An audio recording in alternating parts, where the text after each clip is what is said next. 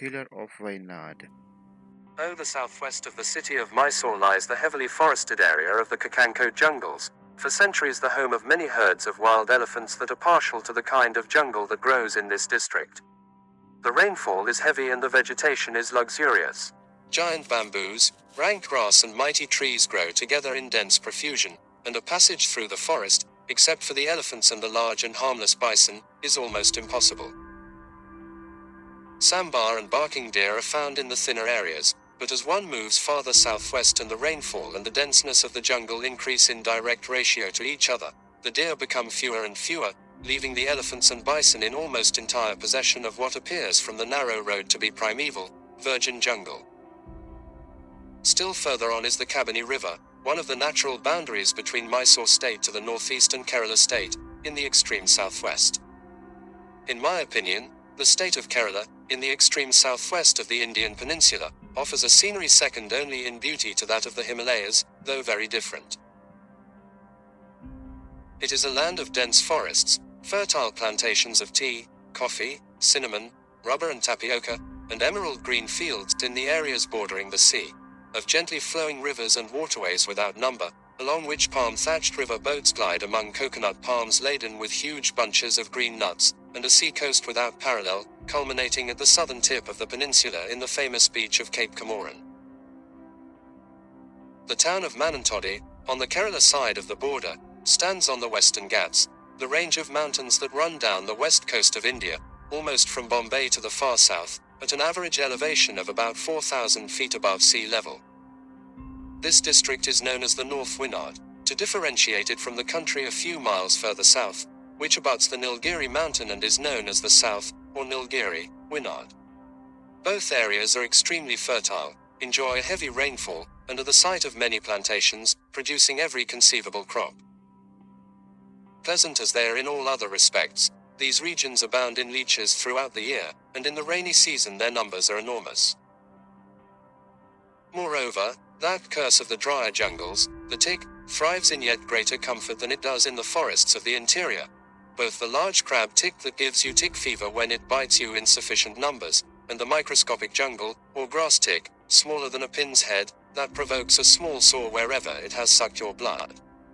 Since it bites you all over the body, in hundreds of places, you become a very sore creature indeed, covered with sores that last for many months. You scratch and scratch yourself, night and day, into a mental and physical wreck.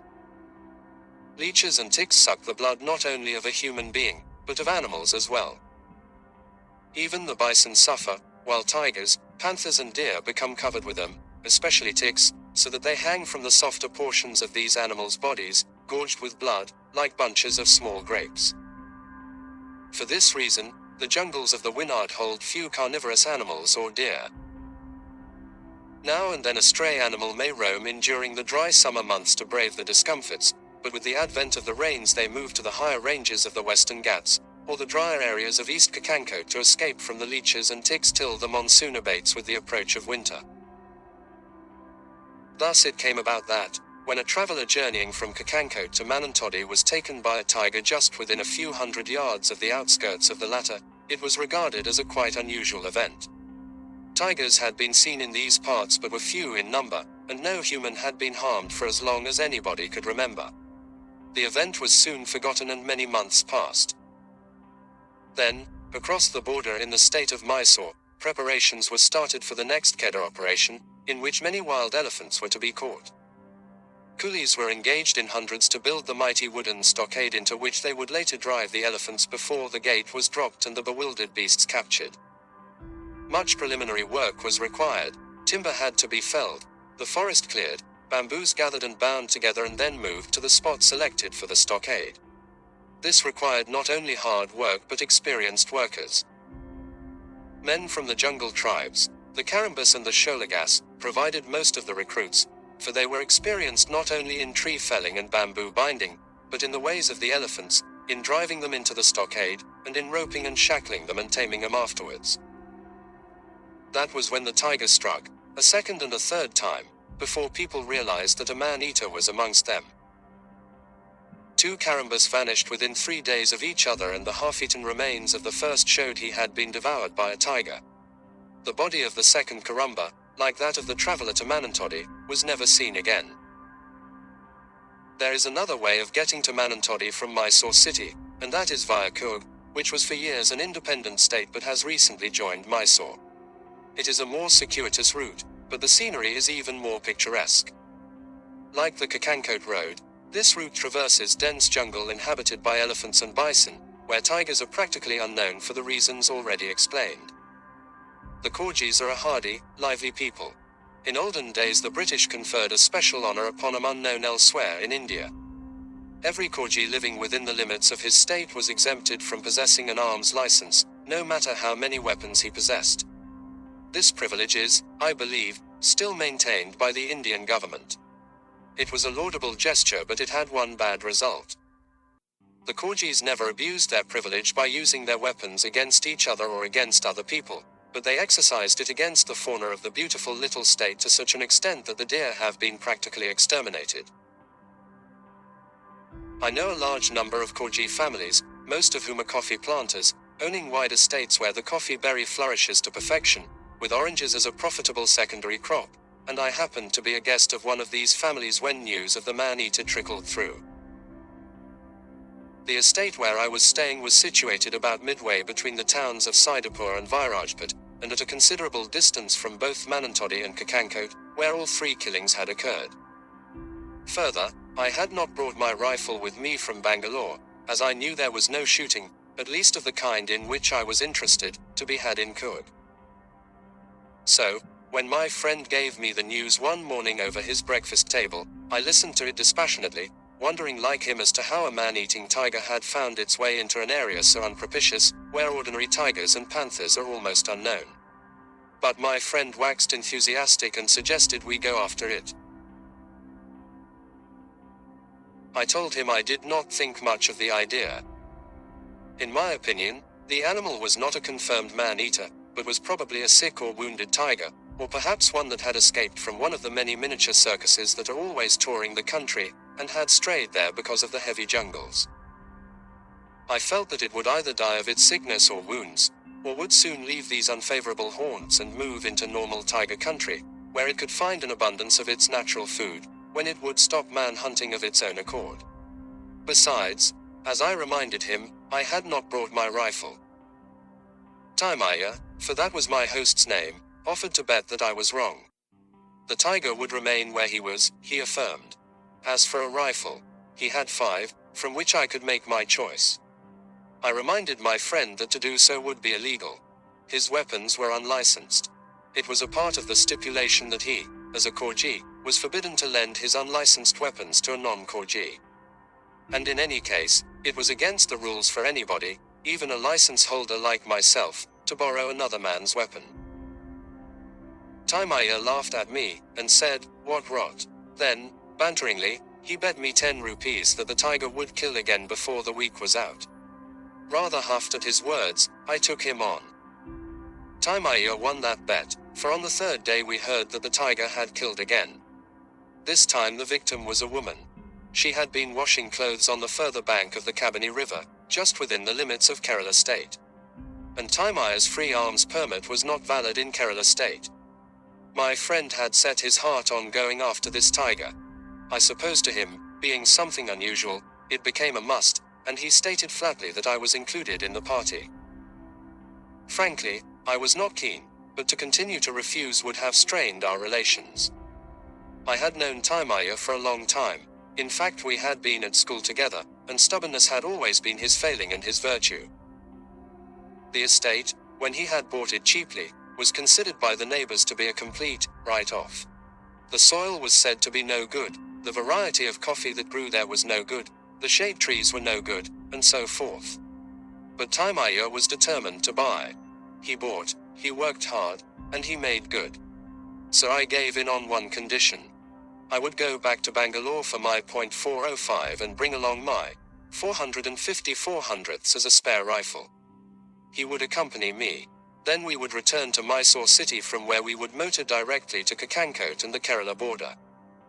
I stressed that I would much rather incur the expense of the additional 240 miles of motoring than be mixed up in arms license disputes with the police of 2 states. Taimaya concurred, left his weapons behind and came with me to Bangalore the same night. We spent the next day in buying provisions for a 15-day camp in the jungles of the border where we knew no foodstuff, acceptable to our civilized palates, would be available. Taimaya bought a jar of some patent cream and a huge tin of DDT as protection against the leeches and ticks. We carried mosquito nets too, along with my small tent, a portable charpoy macan, batteries and torches, and my 2 rifles. Taimaya said he did not want to shoot but would rather watch the fun. Knowing him as I did, I realized this was not strictly true. We arrived at Kennenth on the afternoon of the second day and then drove to the Kedar site to try to pick up what information we could about the tiger. As I anticipated, there was little to learn. So many coolies were about, working on the project, that no one appeared to know exactly when and where the tiger had taken his 2 victims. But rumor and universal fear were rife. The men had just vanished and their absence had not been noticed for 2 days or so. Even then it was only by mere chance that, being attracted by the stench of putrefying flesh, some travelers had gone to investigate and found some scanty remains. Many people had theories to account for the presence of a man-eater in that zone, but not one of them had seen the animal. What they had to say boiled down to the belief that an evil spirit was operating in the forest in the guise of a tiger. This instilled an even greater fear into the coolies, so much so that we knew if another of them was killed, the Kedar operation would come to a stop. Such a happening, or even a postponement in the date, would be in the nature of a calamity to the local government, which had invited certain VIPs from abroad as guests at the trapping. Next morning, we motored the short distance to the Kerala border and came to the hamlet on the further bank of the Kabini River from which the latest victim, the woman who had been washing clothes, had been taken. Once more, nobody had seen the tiger. Only its pug marks on the river bank, the trail of something that had been dragged away, and a few drops of blood on the leaves and earth had revealed a man-eater's visit. We went on to Manantodi and made inquiries at that small town regarding the first victim, the traveler who had been coming from Kennenth. Here again nobody knew anything. A forest guard, returning to his quarters near the forest range office, had come across an odd sandal by the roadside. As it was good sandal, and people do not usually throw their footwear away, he stopped to look at it. That was when he noticed the other sandal lying on the sloping bank of a stream that ran parallel to the road. He walked down to see that too, and found a turban entangled in the bracken that grew by the waterside. Then he looked at the ground and saw the pug marks of a tiger in the mud. They were deeply embedded in the ooze, indicating that the animal had been carrying additional weight, while a few carmine splashes on the fern leaves revealed the truth. Blood. The tiger had been carrying away the wearer of the sandals and the turban. We interviewed this guard and heard the story from his own lips. And that brought us to the end of the trail. There was nothing more we could learn, and we did not know where to make a start. Taimaya confessed that he was sorry he had urged me to start upon this wild goose chase. Manantodi is a beautiful place and we spent the night at the inspection bungalow which was fortunately vacant. Unlike most of the bungalows in other states, it is fully furnished with comfortable beds and foam mattresses, has neon lights and electric fans, and stands on a hillside opposite the ruins of an old British dwelling house that had its own private cemetery. This is the land of fireflies. They come out after dark in their thousands, and the twinkling of their little lights are a fitting background to the chorus of the hundreds of small frogs, known as the Wynaad, or tok-tok, frog, and the hauntingly sweet, never-to-forgotten aroma of sprays of the Rathki Rani, the queen of the night, blooms that open only after dark. We lay in armchairs, smoking tranquilly as we listened to the endless tok-tok-tok-tok-tok of the frogs. Now and again a firefly would find its way into the room through the open window, its little light eclipsed by the brilliance of the neon tube that lit the room. The next morning we made a leisurely start, our intention being to motor by the direct route to Virajpet in Coorg State, and thence to Taimaya's plantation, where I would drop him, stay a day myself, and then go on to Mysore city and back to Bangalore. We had travelled over 10 miles from Manantodi and were negotiating a stretch of dense forest, mostly of bamboo, on the Kerala bank of the Kabini River, when we saw a party of men approaching us, carrying a litter. And this is where my story really begins, for on the litter was a man, his tattered clothing soaked with his blood. The bearers told us they were bamboo cutters and had been working on contract by the riverside, just over a mile away, when shortly after dawn that morning and without warning, a tiger had suddenly charged upon two of them, in full view of the others, and struck down one, whom it had grabbed by the shoulder and begun to drag away. But the two men were brothers, and the one the tiger had ignored was very brave. He had run after the beast with the large curved knife he had been using to cut bamboos. Seeing he was pursued, the man-eater had started to gallop away, still carrying his victim. The pursuer, realizing he had no hope of catching up with the tiger to save his brother, had then hurled his knife at the departing animal in sheer desperation. Luck favored him, for the heavy weapon struck the carnivore in its flank. Either in pain, or from fright, the man-eater dropped his victim and bounded into the bamboos. The hero of this episode, who was one of the men carrying the litter, had then assembled the scattered bamboo cutters and mobilized them into a team to help carry his sorely stricken brother to the nearest hospital, which was at Manantodi. There was no time to be lost and we acted quickly. Bundling the mauled man, with two others to help him, into the Studebaker, I told Timaya to turn around and drive them as fast as he could to the hospital, where he could leave the wounded man. He would then drive back to the bamboo cutters' camp, directed by the two men who were with him, while I went ahead on foot with the rest to see if we could find the tiger. While Timaya was still turning the car, I started at a jog trot for the camp, the brave brother, whose name I learned was Yeager, running beside me while the rest of the party followed behind. There was not a minute to be lost. In all probability the man-eater was miles away by this time, but there was just the slimmest of chances that he might still be lingering in the vicinity. We reached the encampment in good time, but did not stop till we came to the place where the tiger had dropped his victim. There was a rank undergrowth of weeds covering the ground that showed no pug marks, but on the bright green leaves were splashes of red, fresh blood that had not yet had time to dry. Whether the blood came from Yeager's brother, who had been dropped here, or from a wound made by the knife in the man-eater's flank, we could not at that moment tell. At this spot I halted the men who had followed and whispered to them to return to their camp. Yeager and I would see this thing through together. The presence of many people would frighten the man-eater away, if it happened to be still nearby. The bent heads of the undergrowth showed the direction in which the man-eater had run after dropping his victim, and I followed Yeager, alert for a surprise attack at any moment and from any direction, particularly our rear. He tiptoed in front with bent head, examining the foliage and such glimpses of the dark, black cotton soil, type of earth as he could see between the green stems of the crowded plants. Yeager was looking for his knife. We wanted to make sure if his heavy weapon had actually hurt the tiger or not. If it had really done so, we might expect the animal to act quite differently from what he would have done if the blow from the knife had been a glancing one. Most likely, if injured, the tiger would roar and charge us from a fair distance, but if uninjured the man-eater would either attack only when we came fairly close to him, or slink away. My part of the business now was to watch the jungle more carefully than ever before, ahead on both sides, and also behind, to protect us against a surprise attack. I could not help Yeager in his search. Then we found the knife. Its edge was clean, with no trace of blood. The tiger had not been hurt and the blood we had passed had come from the wounded man. We crept forward for some distance and stopped. Then Yeager shook his head slowly from side to side. The man-eater had stopped running. We followed for another furlong, when the trail of our quarry petered out. Here the animal had crossed an area of lemongrass, which is a scented variety with leaves that are largely used for distilling an essential oil.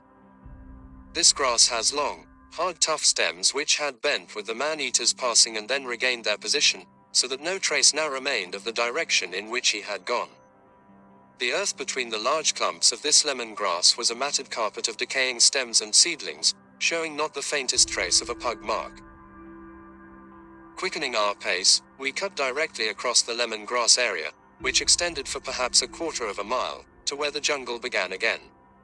But the tiger's trail could not be found again and we were forced to conclude that we had lost him. Apart from his courage, perseverance was another quality in which this little bamboo cutter was strong. He refused to admit defeat and urged in a whisper that we should go on and until we eventually found the tiger. Stimulated by his keenness, I entered into the spirit of the chase and we pressed forward for many miles and most of the remaining hours of that day. We passed 2 herds of bison and a family of wild elephants and it was past 3 p.m. before we finally turned back for the bamboo cutters camp. This we reached after dark. At 7:30 p.m. I was covered with leech bites and with ticks, and I was unutterably tired, although glad that we had at last come to grips with the man-eater and had such a stout henchman as Ijaz to assist. Ijaz had returned in the car many hours earlier and was eagerly awaiting our news. Unfortunately, I had none to give him. We decided to return to the inspection bungalow at Manantodi, which was only 11 miles away, for the night and to the bamboo cutters camp the next morning. The prospect of spending the night with them, lying on the ground, with the mosquitoes and whatnot, was too terrible to contemplate. That was where I made a big mistake. For when we did arrive the next morning we found the little camp in terrible confusion and all the bamboo cutters huddled together in a single hut. They swarmed out, led by Ijaz, to report that the man-eater had returned in the dead of the night. He had crept up and snatched one of them from beneath the walls of a hut. Now you may wonder how a tiger could do that, but the explanation is simple. The huts which the bamboo cutters had constructed were but temporary shelters in the jungle which they would leave as soon as their work was done. They were built of split bamboos and leaves, and the sides of the structures were never allowed to touch the ground. For if they did, the termites, or white ants, as they are better known, would creep up into the walls in a matter of hours and the whole hut would be destroyed in no time. So a gap was left right round the hut, the ends of such bamboos as had necessarily to be embedded in the ground being first defended by a coating of tar. The man-eater must indeed have been starving. Perhaps being deprived of his victim the previous day had whetted his appetite. He had returned in the early hours of the morning and, emboldened by the silence that reigned over the slumbering camp, had wandered up to the 4 huts.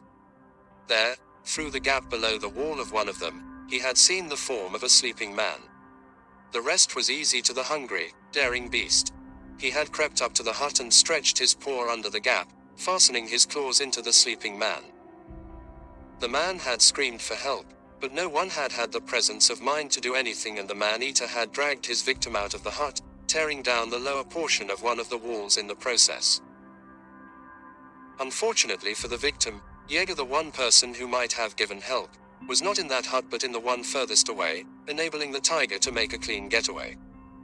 The bamboo cutters related in horror that they had had to listen to the poor man's screams for a very long time after the tiger dragged him out of the hut. Strangely, it had not killed him while he yelled and screamed, as man-eaters generally do when their victims make a noise. This animal had carried him away screaming and his comrades had heard his cries grow fainter and fainter as his captor bore him away. Ijaz offered to accompany me at once, but the other coolies were utterly demoralized. They remained huddled in a group, calling to God to help them while they rained invectives upon the tiger. There were 9 of them, excluding Ijaz. So I asked Ijaz to squeeze them into the Studebaker, even if it came to letting a couple stand on the footboard, and to take them back to Manantodi in safety without delay. He was then to return to the campsite and wait for me, but while doing so was not to leave the car on any account. In any case, he had my 405 400ths with him, so there was no danger of his being unable to protect himself. Ijaz and I then took up the trail of the man-eater. The ground was soft outside the huts and had been cleared of the usual weeds in an effort to keep away the ticks and the leeches. This helped us to find the tiger's footprints, both as he had approached the hut and when he had left, carrying his victim with him. Whatever part of the poor man's anatomy had been grasped by the tiger was clearly not a vital region, for the victim had struggled and kicked the ground, as telltale marks revealed. At one place he had grasped the stem of a sapling and must have held on tenaciously. The tiger had literally torn him free, as could be seen by the particles of skin from the palms of the man's hands that still adhered to the stem and the markedly increased quantity of blood on the ground and leaves at that spot. No doubt this had resulted from an enlargement of the wound as the tiger dragged his victim free. Now we were able to follow the trail with ease. The poor man had bled terribly and splashes of blood on the weeds, grass and leaves marked the way the tiger had passed.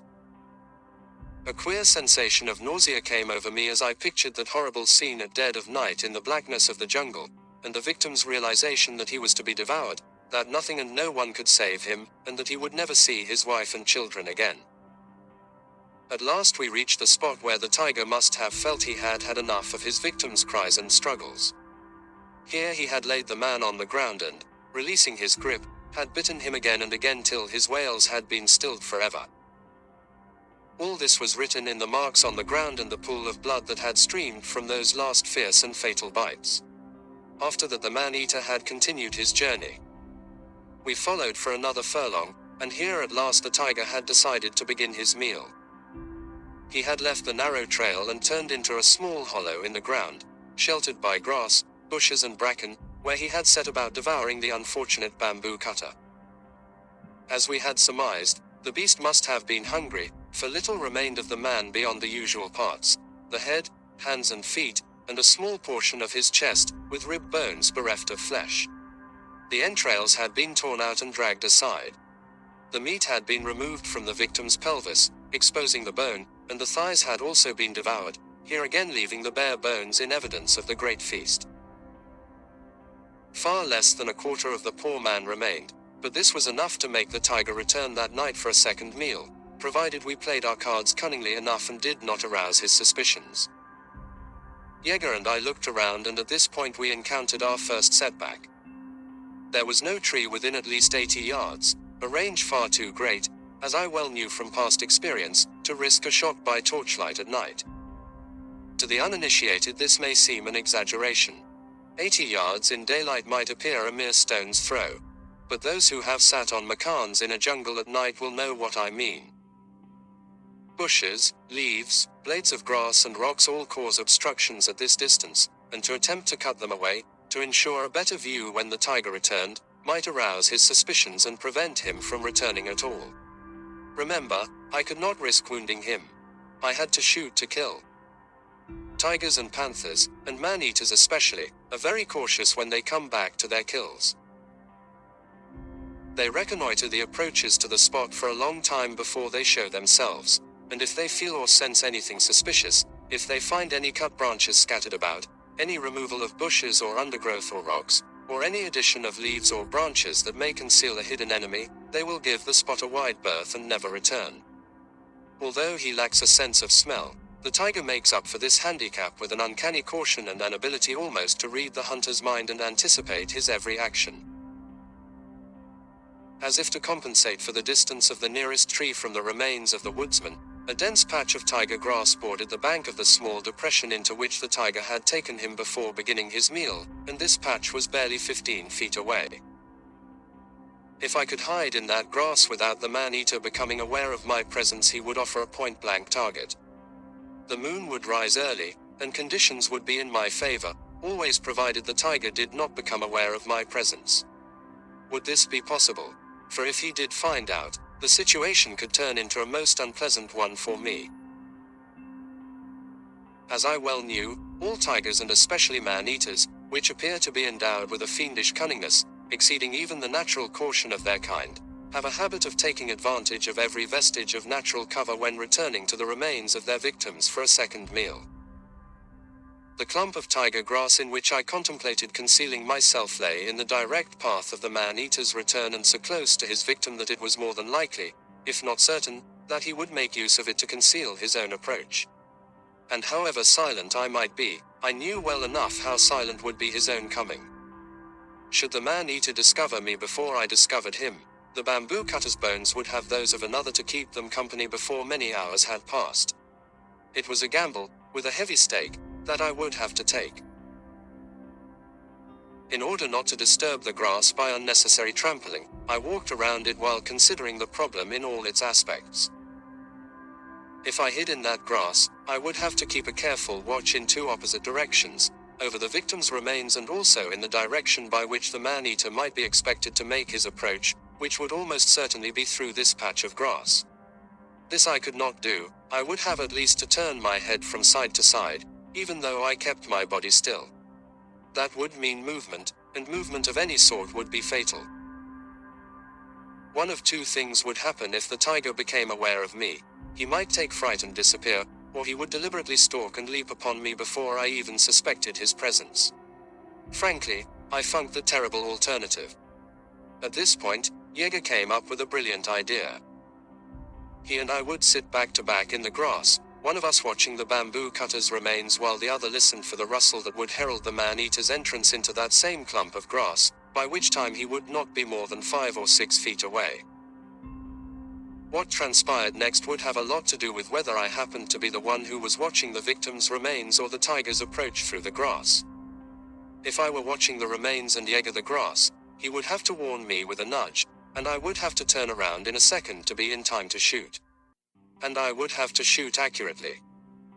But if I chose to watch the approach through the grass and left Jaeger to watch over the kill, and the man-eater crept up to the latter from some other direction, I would have to react similarly, except that the situation would not be nearly so dangerous. At least, the tiger would be more than a mere 5 or 6 feet away and I should have a better chance to shoot. I hated to risk Jaeger's life. And I hated to risk my own. But this was our only chance and I nodded assent. Strangely enough, in the Wynaad forest area vultures are not nearly so numerous as in drier jungles of South India. Nevertheless, we took no chances of them discovering the remains and finishing what little flesh remained on the bones. So Jaeger cut a few small branches from the tree that grew 80 yards away, and these we placed over the bones and entrails of the man to hide them from any chance vulture hovering in the sky above. Then we returned to the deserted encampment. It took another 15 minutes for Ijaz to come back in the car from Manantodi. I told him of our discovery and our plan of action. Then occurred one of those awkward situations that sometimes appear between friends. Ijaz stated bluntly that he would sit with me in Jaeger's stead, armed with my spare rifle, but I was not happy about his decision. I did not wish to risk my friend's life for one thing. Secondly, quite frankly and I suppose selfishly, considering my own life was also at stake, I doubted his ability to keep watch for the tiger as efficiently as Jaeger would, with his lifetime of jungle experience. As tactfully as possible I put these points to my friend. Timmy became angry, and rude, too. "Damn it, I'm a planter," he said, "not a bloody town dweller like you. What the hell do you think? If you don't feel like sitting with me, at least lend me the 405 400ths and off back to Manantodi yourself. I'll do the rest." There was a very nasty look in his eye. I shrugged. "Okay Timmy, you win," I said. "We'll sit together." The nasty look faded and a gleam of pleasure and excitement took its place. When Jaeger heard the change of plan he was crestfallen. Now it was his turn to look at me reproachfully. I avoided his glance and studied one of the Studebaker's tires closely. We returned to Manantodi for lunch, bringing Jaeger with us, after which we put in a couple of hours sleep to fortify us for the long, sleepless night vigil ahead. At 3 o'clock we were ready. Timmy suggested we take tea and sandwiches along with us, to which I assented after reminding him that these refreshments could only be enjoyed the following morning. No sound or movements of the slightest kind could we risk while we awaited the man-eater's return. We left Jaeger at Manantodi, as it would be dangerous for him to accompany us to the spot where we were going to sit and then return alone. Besides, we did not require his services in any way. By 3:30 we had reached the woodcutter's deserted encampment. Here we parked the Studebaker close to the huts and before 4 we were at the patch of tiger grass. I removed the small branches with which Jaeger and I had earlier covered the scattered remains of the bamboo cutter to protect them from vultures, carrying them to a spot quite a distance away. It was a hot and sunny afternoon and what remained of the woodcutter, little enough though it was, had begun to smell, especially the entrails, which the man-eater had dragged to one side. But we dared not remove them for fear of arousing the tiger's suspicions when he returned. I had already made it a condition with Timmy that I would face the side from which the tiger might be expected to approach through the grass, while he would face in the opposite direction towards the woodcutter's remains. Fortunately, he had not been difficult about this and had acquiesced readily enough. We had brought 2 of the foam rubber cushions from the rest house to sit upon. They would not only provide comfort, but would deaden any sound we might make in movement. Placing these on the ground, we squatted on them back to back and facing in the directions already described. I crossed my legs and settled down to sit in silence, having trained myself to this position after many years of similar experience in the jungle. Timmy whispered that he could not make himself comfortable that way and stretched both his legs out before him. Straight away a disquieting thought entered my mind. For how long would Timmy be able to sit thus without moving? To me it appeared physically impossible, and I knew he would become fidgety before sundown. Jungle life in the forests of the Wynaad and the Western Ghats is rather different from that of the drier areas. Animals and reptiles are fewer in number, but bird and insect life is prolific. We quickly became aware of this, for within a few minutes of our arrival and things quietening down, we heard the twittering calls of birds from all directions, accompanied by the chirping of crickets. The cicada of these regions is different from those of the plains. The latter, to which I was accustomed, emits a shrill and continuous high note, but the hill variety, which abounded here, emits a rasping note of fluctuating volume. It almost dies away and then rises to a cadence that jars the nerves, before fading away, only to rise again. As evening fell, distant jungle cocks and spurfowl began to vie with one another in the usual pre-roosting chorus, to the accompaniment of an occasional, plaintive, brassy cry from a peacock, feeding amidst the fallen seeds of the giant bamboo that grew so prolifically, or grubbing for caterpillars by scratching up the thick carpet of decaying leaves and mold.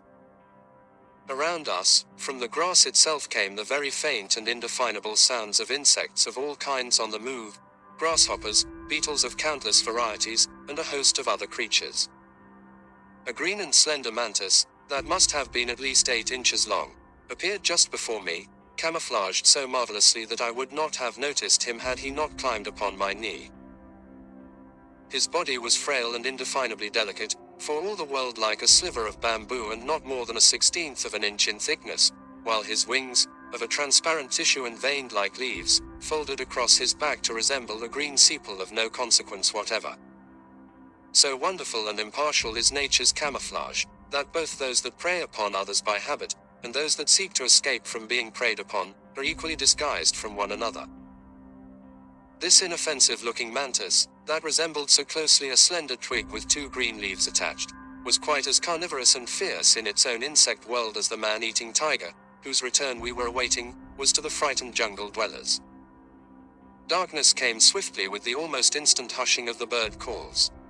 The rustle of activity from the hidden insects in the grass around us increased apace. We felt their movements on all sides, and even upon our bodies. They climbed all over us and got inside our clothing, setting up such an itching that all our self-control was needed to prevent us from moving and scratching ourselves to secure an instant's relief. I missed my old friends of the jungles of the plains, the Ijaz, and thought of them for a few moments. They would be active at this period of twilight, flitting around in their silent, ghost-like fashion, in search of their evening meal, stragglers among the insects of the day that were going to bed late, and early comers among the insects of the night in search of food. This diverted my thoughts to the primal instincts of life, the search for food and the urge to procreate that are the 2 issues that govern all the dwellers of the jungle, to man and his civilization, and the search for wealth, which brings food and power, pleasures and a means of satisfying ourselves in practically any way we desire, and to much similar musing, one idea leading to another.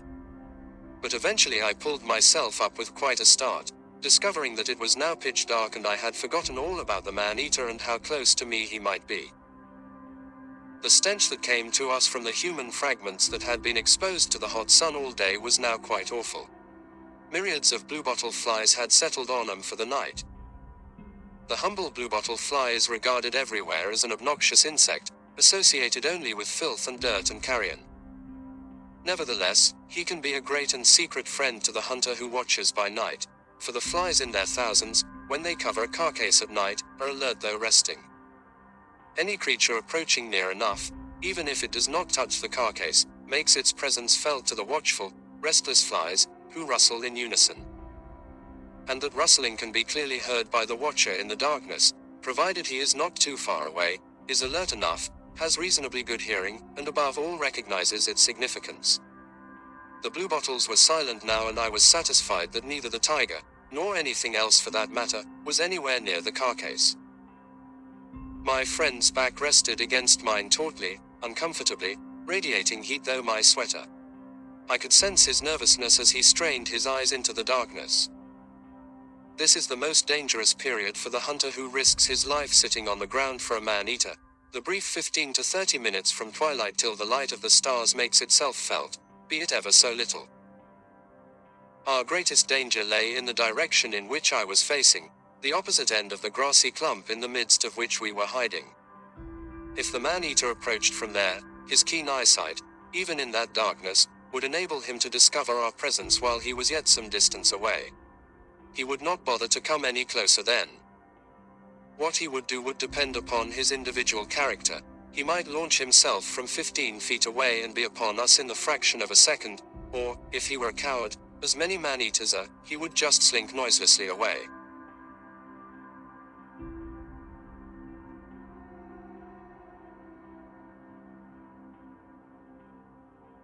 Then I remembered with considerable trepidation that this tiger could not possibly be called a coward. Barely a few hours ago he had sneaked up to a hut filled with people and dragged a human being away. With tensed nerves and strained ears, I listened for the faintest creak or rustle of grass that might betray the arrival of the man-eater from in front, while hearkening for the buzz of disturbed bluebottles that might herald his advent from behind. There was nothing but complete silence. The immediate danger passed as three things happened almost together. My eyes accustomed themselves to the gloom and I could begin to identify objects around me. The stars came out in their multitude and the gleam seemed to bring back the moments of half-light that had so recently gone. And above all, the fireflies of the Wynaad began their nightly display of living fireworks that would continue till the early hours of the morning, when the mist and the dew would chill the tiny lamp-bearers and force them to seek the shelter of the foliage. There must have been thousands upon thousands of these little creatures within a few yards of us, winging their way hither and thither in restless flight. The glow of the combined light produced a radiation that dispelled the darkness like a flashlight, then broke again into myriads of individual lights that sparkled through the darkness. No sounds broke the stillness. The forest seemed strangely devoid of animal life. No friendly calls of sambar or spotted deer could we hear. No cries of the usual birds of the night. There came to us only the undefinable faint movements of the insects in the grass around us. And to the torment caused by the insect marauders on our bodies, the mosquitoes now began to add their torture. They had not worried us unduly until now, perhaps because they had not discovered our presence, but having done so they apparently decided to make the most of the discovery.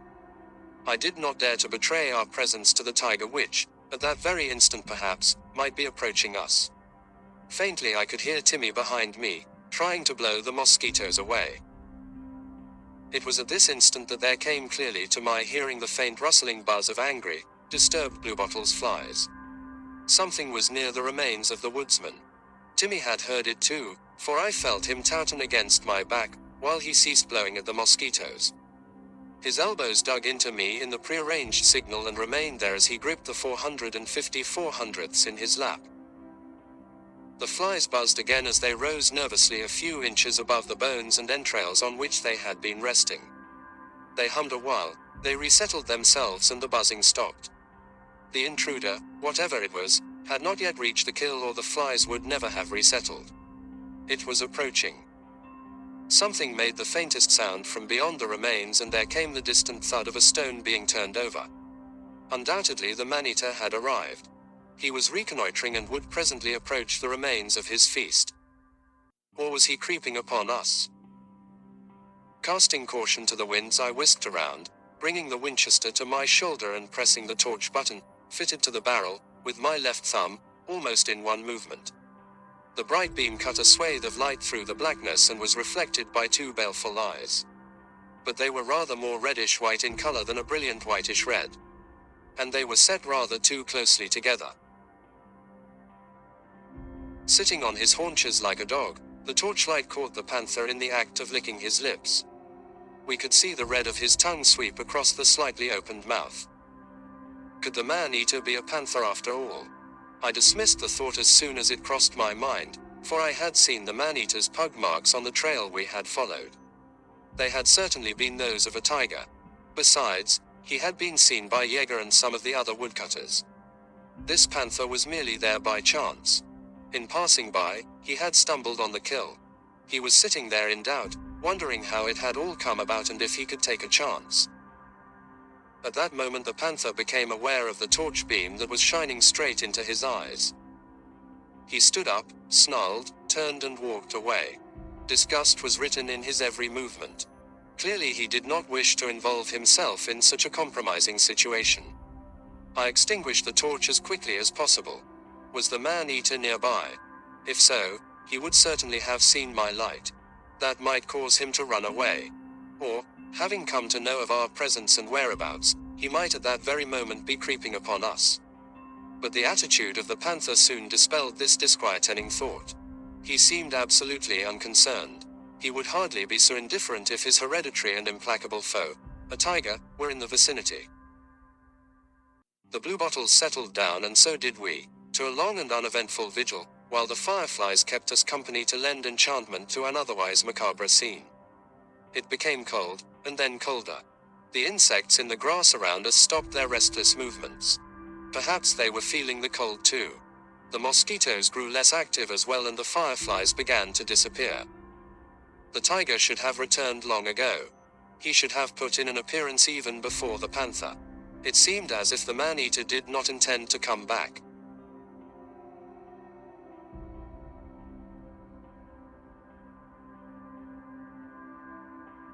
Time dragged on. I began to feel sleepy and perhaps I grew a bit careless too. For, although I heard the sound once or twice, it did not register straight away. Then, all of a sudden, I was wide awake and alert. Something had approached the grass in which we were hiding. Not directly from in front but a little to my left. There had been a faint rustle and then a definite footfall as something heavy had placed its weight upon the grass. There had followed a faint but distinct creaking and cracking of stems. And that thing, whatever it was, had now stopped. Had the man-eater discovered our presence, as he must most surely have done? Was he crouching for a final spring? The answer came the very next second when the tiger snarled. He was not more than 10 feet away. I pressed the button of the torch. The beam lit up a wild scene of violently swaying grass stems. I had a glimpse of something brown that catapulted itself backwards and was gone. Then came a shattering roar from the jungle. I switched off the torch as the man-eater began to demonstrate by emitting roar after roar. He was very angry, but he was also frightened. I had switched on the torch a fraction too soon. He would otherwise have come on. Perhaps I had done the right thing after all. I might have been too late to stop his charge, once it had been launched. Ijaz had whisked around and, like me, was facing in the direction from which the tiger was now roaring. The beast began to circle us, snarling and roaring horribly as he did so. It was a war of nerves. Either he was trying to work up enough courage to drive home a charge, or he was trying to scare us away. I felt he was following the second plan. We waited a while, hoping he would decide to attack, but this he failed to do. The roars now sank to a series of growls, but they came from different directions as the tiger circled. It seemed he was trying to find out how many human beings were hidden in that grass. Was there only one, whom he could easily overwhelm, or were there many?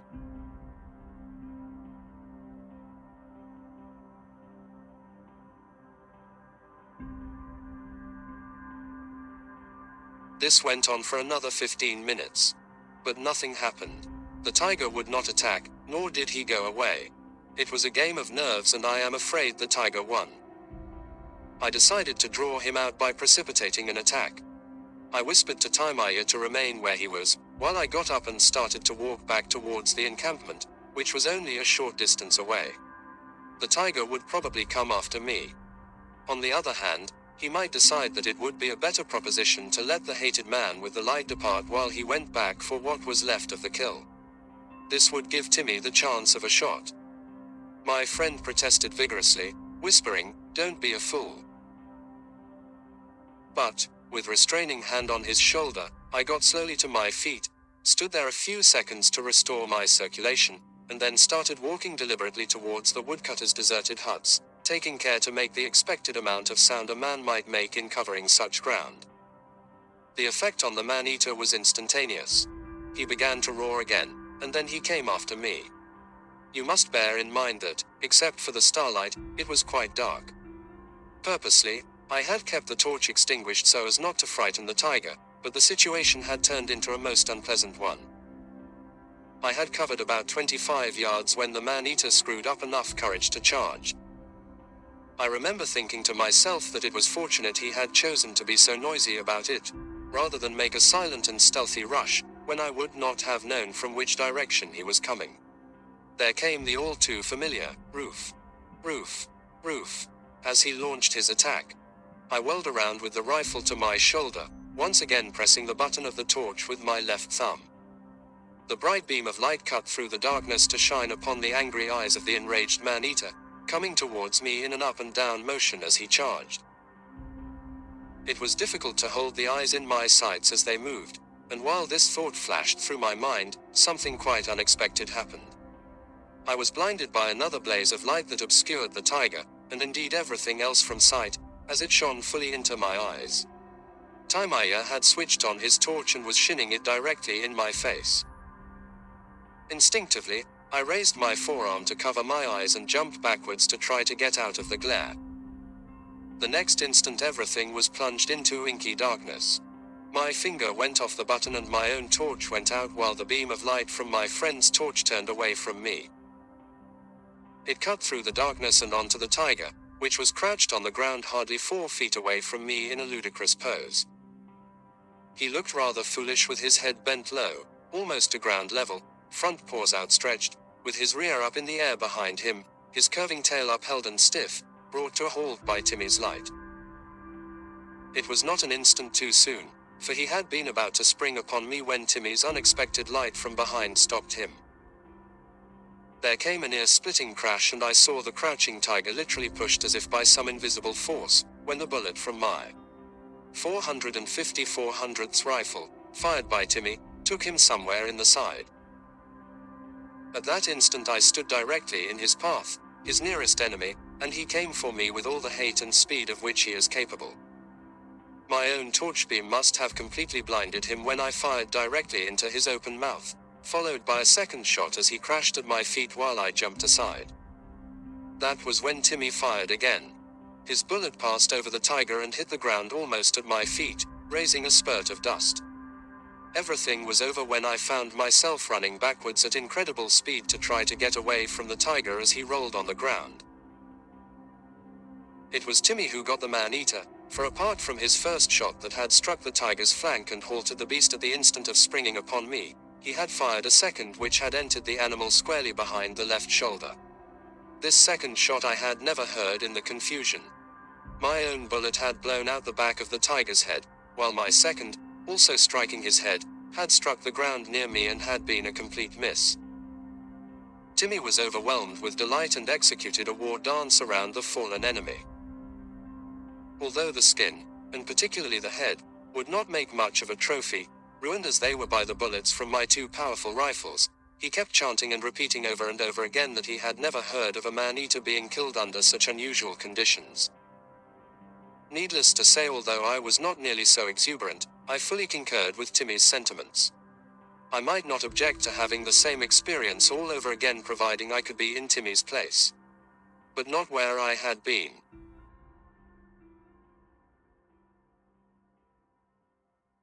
The end.